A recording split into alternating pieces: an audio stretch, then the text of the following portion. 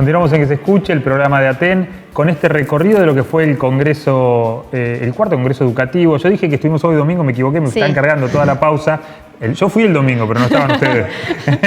Fuiste a jugar al fútbol. Claro, fui a jugar al fútbol. Sí. Fue viernes y sábado el Congreso. Vamos a seguir con este recorrido. En este caso vamos a ver y escuchar el testimonio de Graciela Morgade, quien es, entre otras cosas de su extenso currículum, decana de la Facultad de Filosofía de la UBA, y vamos a escuchar también a Gustavo Gal, quien es magíster en educación.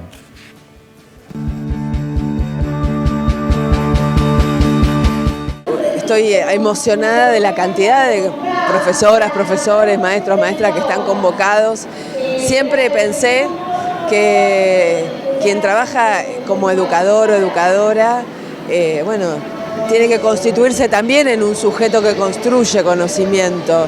Y estos congresos básicamente se tratan de eso, tratan de promover que desde el sindicato y desde las bases, compartiendo experiencias, problematizando la vida cotidiana y también, por supuesto, debatiendo, se generen y se profundicen esos conocimientos que cada docente, si no lo puede comunicar, solamente lo habla en el aula, ¿no? Los sindicatos son un actor clave, como también los colectivos o las colectivas feministas o las universidades, en sostener a la ESI y darle sustentabilidad. Nada reemplaza lo que se necesita, y espero que con un próximo gobierno pase, de un fuerte apoyo desde los gobiernos, desde el gobierno nacional, para que la educación sexual integral sea cada vez más una realidad en las aulas. Pero creo que los sindicatos tienen un papel central. Bueno, la verdad que es un gusto estar presente en Neuquén, en este congreso. La verdad que los docentes sabemos que en el sistema tenemos pocas posibilidades de encontrarnos, de pensar juntos, de organizarnos, pero sobre todo también de pensar acerca de la enseñanza, del conocimiento, y muchas veces también nos sucede que se escuchan discursos que dicen que los docentes no nos queremos actualizar, no queremos estudiar, no nos queremos formar, y la realidad que ver esta cantidad de docentes convocados acá, que vienen de distintos lugares de la provincia, reconforta y por otro lado, contradice estos discursos y muestra las ganas que tenemos de formarnos y de pensar juntos. En este camino tenemos como varios desafíos como docentes, ¿no? Pero parte de lo que planteé recién cuando me tocó hablar tiene que ver con poner a la escuela, con recuperar otra vez y volver a poner a la escuela en línea con un proyecto de país para todos. Me parece que ahí tenemos, luego de estos 4 años que se encargaron de desarticular, o quisieron desarticular, nos desfinanciaron programas, se llevaron por delante derechos. Tenemos que construir un país para todos, y un país para todos necesita una escuela para todos y todas. Entonces me parece que el desafío más grande es ese, ¿no? Es el poder construir derechos en las aulas, nuestros derechos como trabajadores, pero también los derechos de los pibes y pibas. Yo traté también de marcar que el neoliberalismo no está solo afuera, que también está entre nosotros, entre nosotras, entre nosotres, cuando dudamos que algún chico pueda aprender, cuando dudamos que, si vale la pena estimular a una niña o para que estudie determinado campo, o cuando nos vinculamos con las familias desde el prejuicio, desde a veces una cierta soberbia. Más allá de que tenemos que hacer una lucha contra el neoliberalismo en términos políticos generales y que tiene que ver con que el gobierno nacional cambie, creo que hay una marca individual, micropolítica, que vale la pena reflexionar, porque ese es el cambio cultural, que en cada aula, que en cada escuela tengamos la fuerte convicción de que, como yo decía hace un ratito, cualquier niño, cualquier niña o cualquier niñe puede aprender si encontramos la manera de enseñarle, ¿no?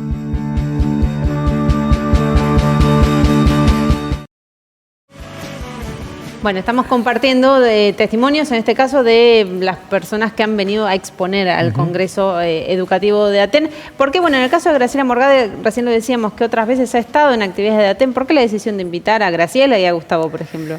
No, la decisión del armado de los paneles, de Graciela, de Gustavo, de Gabriel, de Claudia,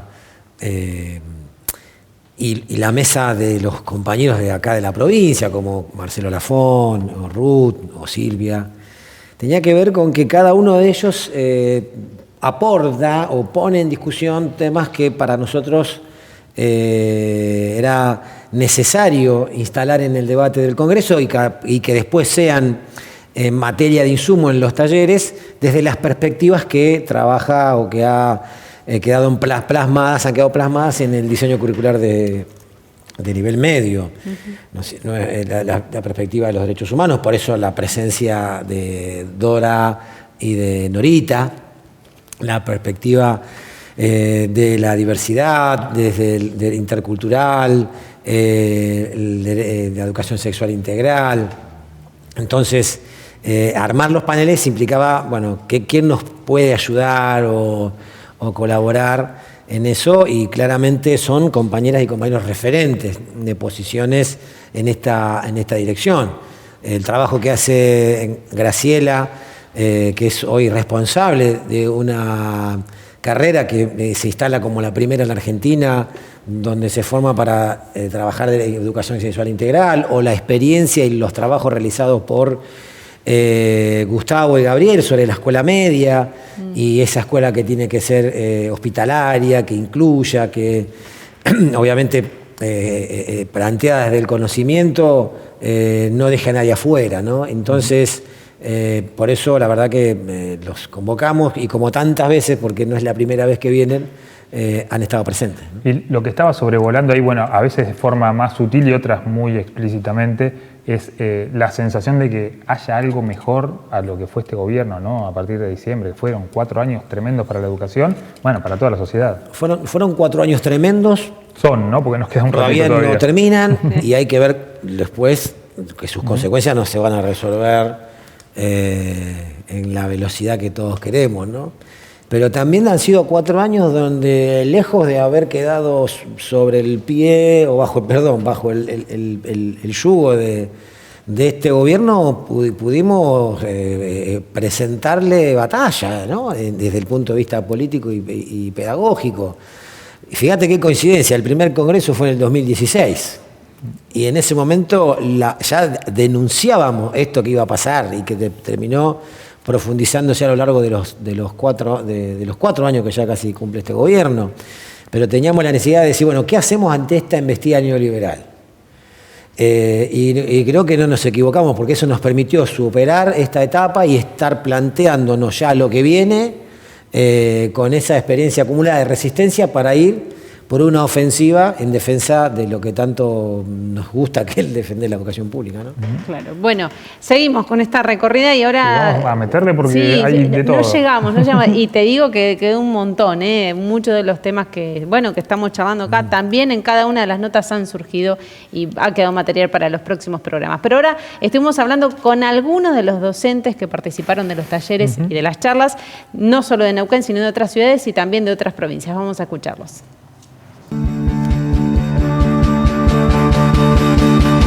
Estuvo muy buena la experiencia, empezó con un cuestionamiento y unas preguntas y después trabajamos en grupo y se trabajaron 2 temáticas. Por un lado la minería a cielo abierto y por otro lado el fracking. No, porque hubieron 2 posturas que se pusieron en contraposición y uno planteaban también los problemas ambientales y del otro lado también la parte económica que afecta, que interviene en nuestra provincia, por ejemplo con el fracking y demás. Y esas 2 posiciones se pusieron en disputa y estuvo bueno eso, se vieron las 2 posturas. Así que eso fue lo que más me gustó, ir buscando como docentes y buscando alternativas para discutir estos temas en el aula con los alumnos. El congreso estuvo buenísimo porque, bueno, pudimos debatir y fuimos como viendo otras realidades, ¿no? Nosotros planteábamos por ahí la realidad del interior, que es diferente, muy diferente a la de Neuquén Capital o de otras localidades grandes también, y fuimos aprendiendo distintas cosas, ¿no? Y estuvo buenísimo en ese sentido de poder como debatir de cómo trabajamos en las distintas escuelas y las realidades que cada escuela tiene. Vinimos al congreso justamente porque vimos los paneles, todos los paneles que iban a ver, ¿no es cierto? También los cursos a los que nos podíamos anotar. Nos pareció muy importante, así que bueno, vinimos, veíamos otras realidades que nosotros no por ahí en Las Coloradas nos vemos, así que la verdad es que fue un espacio muy lindo. Los talleres, la verdad que estuvieron re interesantes. Como te digo, podemos ver otras realidades, que por ahí nosotros en el interior hay cosas que no nos llegan, información que tampoco nos llega, así que estuvo muy bueno porque pudimos hablar de los cargos que no se cubren, que por ahí nada que ver nuestra problemática con las problemáticas de las ciudades, así que buenísimo. Y estuve en el taller número 6, que era un poco la escuela secundaria que transitamos sobre las perspectivas que tienen que ver con la transformación curricular. Me gustó la experiencia, fue muy interesante, compartimos con colegas de otras disciplinas.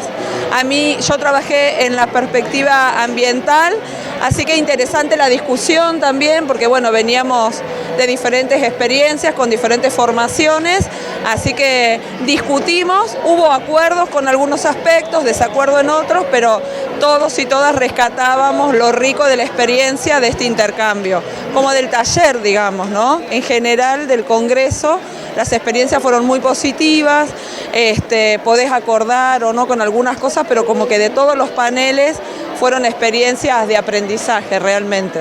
La verdad que ha sido un congreso donde hemos vivido con muchísima emoción el reencuentro con nuestros compañeros del Sindicato Hermano de Aten, el cual nos ha invitado a este congreso. Han sido 2 días intensos, de mucho diálogo, de mucha participación, de confrontación de ideas, de compartir con los otros, con nuestros compañeros hermanos, y hoy con este cierre impresionante que ha sido el que hemos vivido hace un momento, que la verdad que muy emocionada. Bueno, hemos decidido venir previa a la invitación del compañero Marcelo. Esto está enmarcado, obviamente, en la defensa de la escuela pública y todos los ejes de lucha que tenemos desde tanto de CETERA como cada sindicato de base. Creo que la invitación del compañero ha sido en el marco de esta coyuntura donde las políticas neoliberales están atacando a la escuela pública.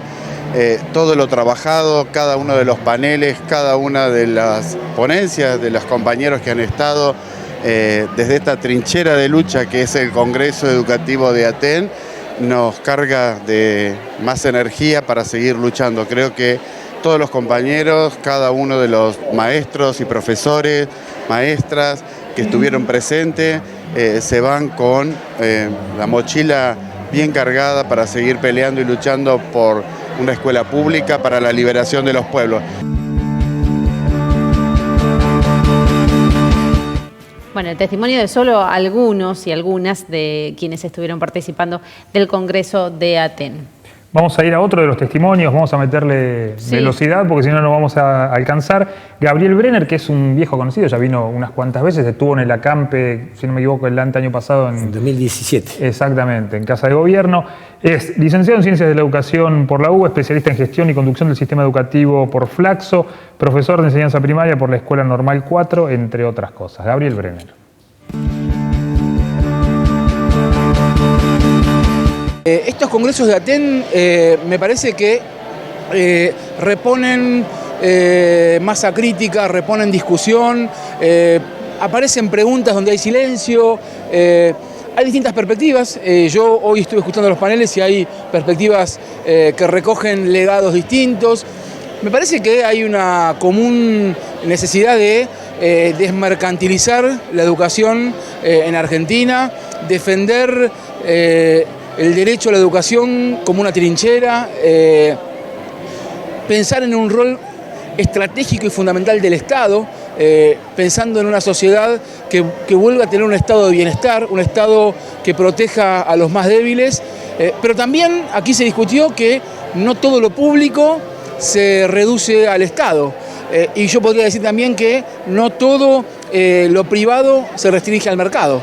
Entonces, me parece que estamos en una etapa que requerimos discutir de qué tiene que estar hecho o hecha la escuela pública. Eso es una discusión que hay que dar siempre, porque que una escuela sea pública no la define como tal en la vida cotidiana. Hay que practicar la defensa de lo público en los modos de procesar las diferencias, para decir algo de lo que apareció hoy en los paneles, porque la diferencia tiene una propaganda centenaria, negativa, que intentan asociarla a la deficiencia, a la anormalidad.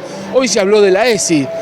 Y para mí la lucha por la ESI es la lucha por la dignidad y el reconocimiento de la diferencia, es la lucha por cuestionar esa asociación de la diferencia con la anormalidad o con la amenaza, es enaltecer y ver la diferencia como enriquecimiento.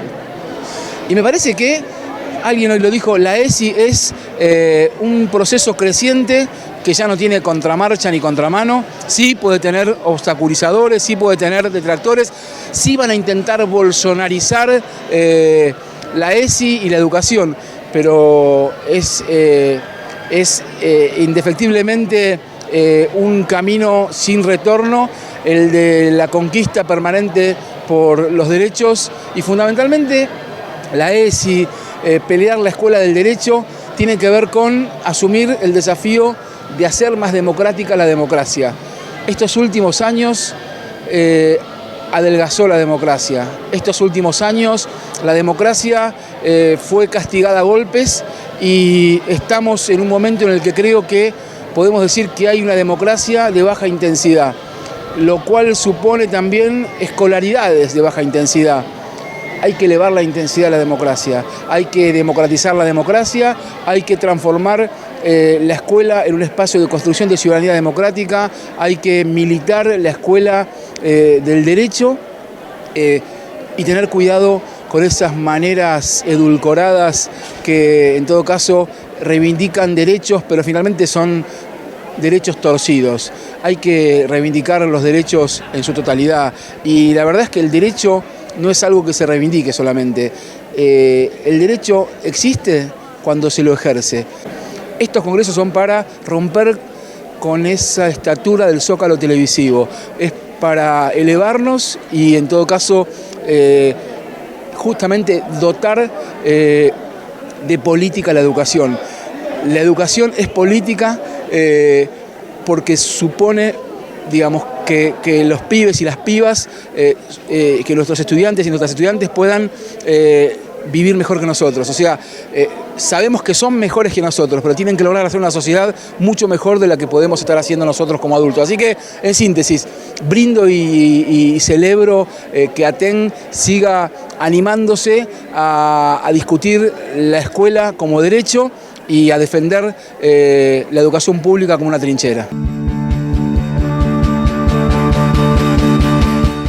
Bueno, estamos haciendo un repaso, un resumen de lo que fue el Congreso. Hemos hablado con casi todos, Sí. creo. Menos mal que no tenemos que escribirle esta nota porque tenía como 200 títulos posibles la de Brenner. Muchos Es caracteres. una máquina de tirar títulos. Tac, tac.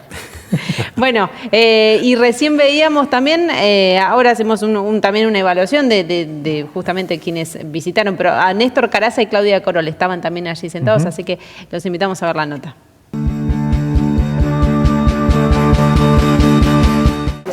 Bueno, lo primero es lo que les planteé a los compañeros en el comienzo cuando me tocó hablar en el panel.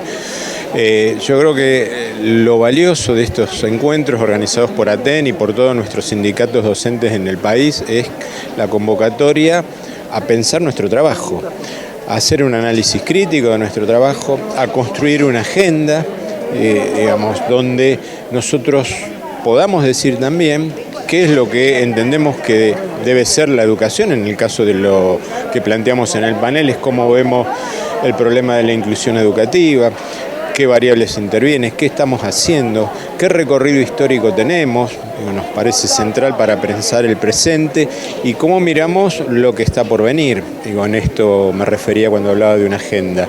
Bueno, a mí me parece sumamente importante que un sindicato de trabajadores y trabajadoras de la educación, en este caso Aten, pueda no solo tomar los temas que hacen a la lucha reivindicativa, salarial, de condiciones de enseñanza, como corresponde, digamos, que lo hagan todos los sindicatos, sino que se haya puesto en la tarea de pensar la educación, de pensar la escuela pública, los caminos para defenderla, de pensar la formación de los educadores y educadoras, y creo que el Congreso apunta en esa dirección.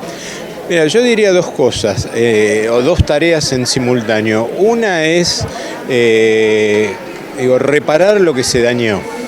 Digo, el neoliberalismo, expresado en todos sus términos y puntualmente en educación, también se expresó. Bueno, ¿qué es lo que dañó el neoliberalismo en términos de las políticas públicas en educación? ¿Qué dañó en la escuela? ¿Qué dañó en las prácticas pedagógicas? ¿Qué dañó en el interior de cada docente y de cada estudiante? Digo, ahí hay una tarea de reparación. Y digo de reparación en función de contrarrestar lo que probablemente sea el discurso luego del 10 de diciembre, donde algunos van a hablar de revancha o de venganza, cuando eso no es lo que nos interesa a los trabajadores de la educación, sino fundamentalmente reparar. Pero al mismo tiempo creo que tenemos que pensar qué es todo lo que está pendiente todavía, no solo como consecuencias de la acción del neoliberalismo en educación, sino del desarrollo y la evolución histórica de la educación. Hay cosas que vienen estando pendientes antes también de que este gobierno llegara al poder en el año de 2015, en diciembre. Bueno, ¿qué es lo pendiente? ¿Qué nos falta hacer todavía en las escuelas? ¿Qué nos falta hacer como docentes? ¿Qué perspectiva tenemos hacia adelante para trabajar conjuntamente con nuestros estudiantes, con las organizaciones sociales, con las comunidades, con la familia? Digo, esta es una agenda en la cual nosotros debemos participar. No somos los únicos que debemos aportar, pero lo que está claro es que no podemos quedarnos afuera. Sí, seguramente hay distintas lecturas de lo que es entre quienes estamos acá. Quienes lo están viendo muy centrado tal vez en la escuela y en las posibilidades de cambiar la escuela, y quienes, bueno, la escuela la vemos como parte de una transformación social muy general. Hoy yo lo llamaba revoluciones, no solo una, pero creo que vamos en el mismo camino, es decir, cada una de nosotros estamos pensando que el orden de cosas que sostiene y reproduce la dominación y las múltiples opresiones no puede seguir, y que entonces tenemos que ver desde dónde nos paramos para poder aportar en esa dirección, ¿no? Yo creo que es consolidar cuando los hay, y si no, crear los puentes entre la escuela, es decir, no la escuela como institución, los sujetos que habitan la escuela y las sujetas, las y los educadores, estudiantes, la comunidad que rodea la escuela, con los movimientos populares. Porque una transformación que es tan compleja y enfrentar a poderes tan fuertes como los poderes hegemónicos que vimos, bueno, hoy se habló bastante de cómo la derecha conservadora ha venido tratando de arrasar en todo el continente con los derechos ganados por las trabajadoras y trabajadores en cada uno de nuestros países. Entonces, enfrentarlos nos requiere de una gran alianza de sectores populares, por eso digo, dentro y fuera de la escuela, como también te diría dentro y fuera de las salitas de salud, de los hospitales, en un territorio concreto, pensar en enfrentar las violencias que se ejercen de todo tipo, económicas, sociales, culturales, hasta físicas. Bueno, requiere de todas las fuerzas que podamos sumar, y la escuela es una de ellas. Bueno, ahí escuchábamos a Néstor Caraccia y a Claudia Corol, también formaron parte de uno de los paneles en el que estuviste vos, Marcelo, ¿no? Sí, en ese. Muy heterogéneo, ¿no? Sí. No, ese fue en otro panel. En otro. Pero no, también sin desperdicio. Sin desperdicio. Bueno, me imagino que también cuesta mucho organizar un congreso así.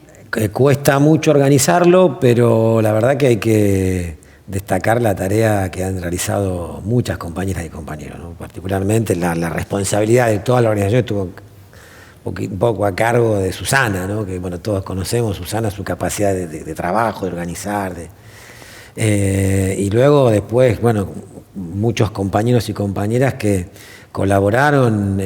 No quiero nombrar a nadie más porque me voy a olvidar de alguien y sería una lástima, pero digamos, no quedó nadie al margen. Todas nuestras compañeras y compañeros de comisión directiva, compañeros de seccionales, se involucraron en tantas cosas que hay que tener en cuenta para garantizar que esto salga bien, ¿no? Uh-huh.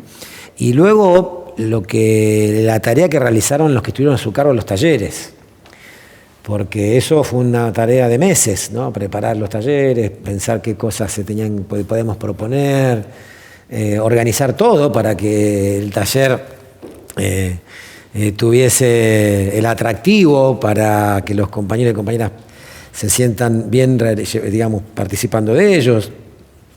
Bueno, todo eso sincronizarlo en esas pocas horas que van desde el viernes a media mañana hasta el sábado a la tarde, ¿no?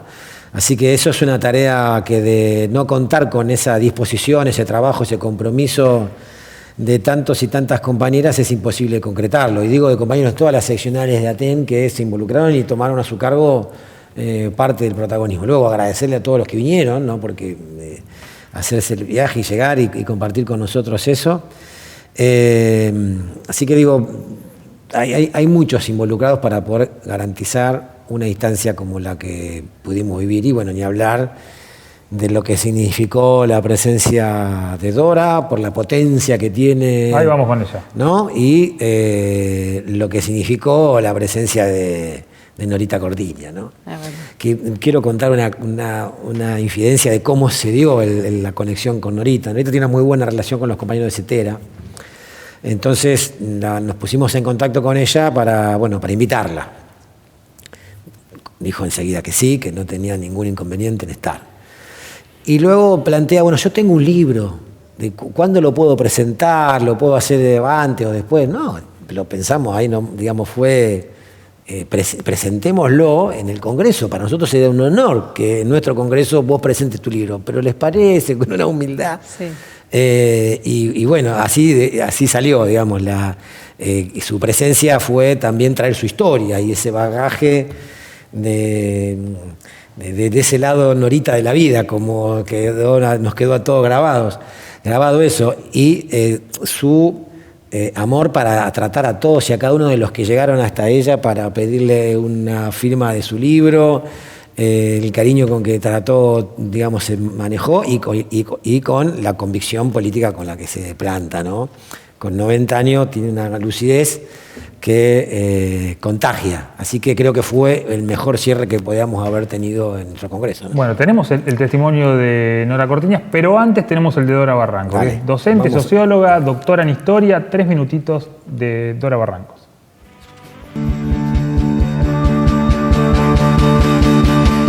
Bueno, yo voy a hablar de educación popular y voy a hablar un poco en términos históricos, ¿no?, de lo que ha significado la educación popular en Argentina, de lo que significó en algún momento la extensión hacia estos territorios de la Escuela Laínez y del compromiso extraordinario que siempre tuvo el docente, la docente argentina, con relación a su función.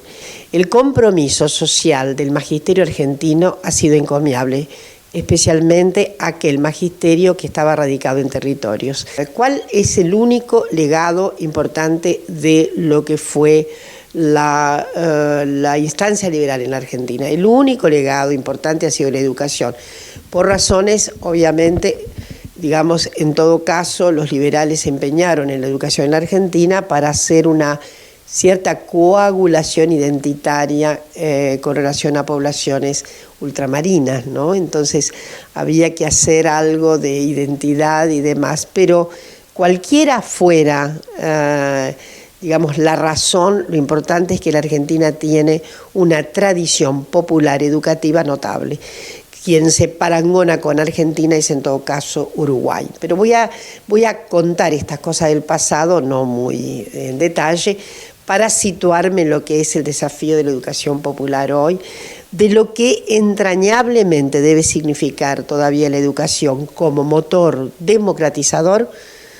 A menudo suelo decir, este país tuvo grandes hiatos democráticos. En realidad, alguien como yo vivió muchas fases de su vida en sistemas autoritarios, pero hay algo notable. Sin embargo, el único elemento democratizador que había en esta sociedad era la escuela. Entonces, pudo no haber democracia política, pero había democracia letrada.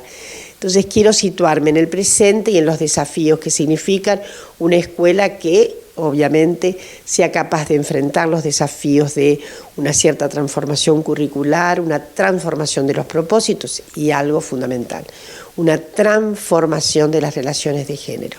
Necesitamos una apuesta fundamental a la prevención de toda y cualquier violencia de género, situada en los marcos educacionales. Es ahí la prevención que necesitamos. La ESI, ya sabemos, es la educación sexual integral, que está muy retaseada en general en su aplicación en el territorio nacional.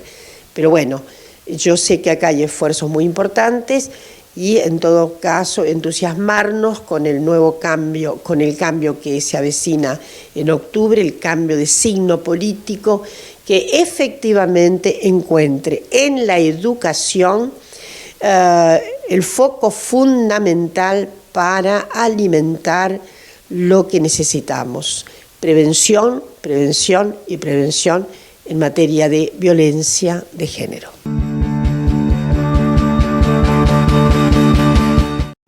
Bueno, Dora Barrancos, que además es candidata a senadora por Ciudad de Buenos Aires.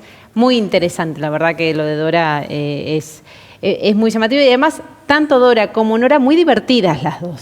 Fue todo, nadie quería perderse nada, ¿no? Fíjate toda la gente que estábamos allí y todos atentos, mirando, escuchando, como atrapados por estas dos enormes mujeres que nos dejaron tanto, ¿no? Querías hablar del cierre artístico también. Claro, porque un agradecimiento para las compañeras y los compañeros de Puelcona, que los invitamos y bueno, hicieron un cierre maravilloso con su música y también planteando un tema que estuvo puesto en consideración en el Congreso, que es la oficialización del Mapuzungún. Así que para nosotros era también una oportunidad para dar nuestro apoyo y acompañar el reclamo que está haciendo la Confederación Mapuche, ¿no? Bueno, Marcelo, te agradecemos que hayas venido. Aún nos queda una nota, nos vamos a ir con ella y ya volveremos el jueves que viene. Bueno, nos vamos con Nora Cortiñas. Hasta el jueves próximo.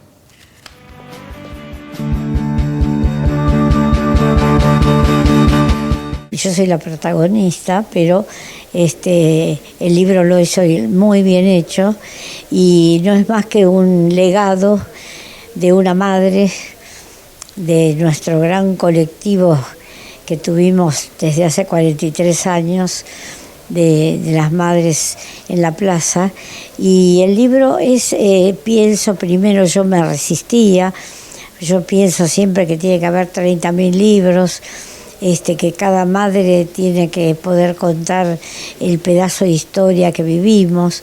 Nosotros, cada una tiene un pedacito de historia y es como armar un rompecabezas y es una historia que todas vivimos igual. El pueblo entero vivió todas las consecuencias de lo que fue el terrorismo de Estado, programado desde Estados Unidos, armado acá con milicos y civiles, que ahora los civiles no quieren entrar a un tribunal, pero que sí, que van a ir entrando, que son responsables también de todo la masacre que se hizo. Y el libro está muy bien hecho porque Gerardo fue rescatando de cada parte de la historia el contexto, lo que vivíamos, cómo vivíamos, las consecuencias. Y bueno, tanto es así que las consecuencias de lo que fue el terrorismo de Estado están hoy en todo lo que nos pasa, ¿no? Porque todo lo que nos va pasando en el país, empezando por el hambre, que es lo más grave que podemos pasar, ¿no? La muerte de tanta gente porque no tiene para comer, en un país del pan, este país del pan es, y que la gente se muera de hambre. Y porque, ¿qué pasa? Refleja lo que estamos viviendo, algo de la lucha de nuestros hijos e hijas. Ellos salían a luchar para que en este país hubiera un estado de bienestar como tuvimos. Este pequeño legado, digo pequeño yo porque es una parte de mi historia, reafirmando que las madres hicimos un movimiento colectivo, las madres salimos a la calle visceralmente, espontáneamente, seguimos igual las pocas que quedamos, saliendo así de esa manera, siempre visceralmente. Tenemos el mismo dolor que lo fuimos transformando en lucha y que si ahora las madres abarcamos, como dice el libro, la madre de todas las batallas, las madres levantamos la bandera de lucha de nuestros hijos e hijas y tenemos nuestra participación, cada una como puede, asumiendo quizá lo que nuestros hijos, si ahora estuvieran, también asumirían, o quizá si estuvieran los 30.000 no estaríamos así. Yo estoy contenta, el libro no dice ninguna mentira, no hace falta decir mentiras, no hace falta agregar nada a la lucha de este pueblo, todo pasó, lo vivimos y los indiferentes seguirán mirando para otro lado, pero la historia la hicimos entre todas y todas. Compartir esa emoción de vernos, de abrazarnos, de mirarnos a los ojos y decir que vamos a seguir luchando, que estamos luchando para vencer y que tenemos mucho que decir, por eso decimos, gane quien gane, no vamos a querer que haya más los agrotóxicos que nos envenenan, basta de que con el extractivismo se llevan millones de litros de agua potable que tenemos la dicha de tener en la Argentina, que están estropeando la Pachamama con esas perforaciones que rompen nuestra tierra querida, se llevan todas las riquezas y nos hace cada vez más pobres. Todo eso que está condensado en el libro y en la vida nuestra, nos ha enriquecido para darnos la fuerza, la vitalidad de no bajar los brazos y seguir exigiendo la vida digna para todos los habitantes de la Argentina.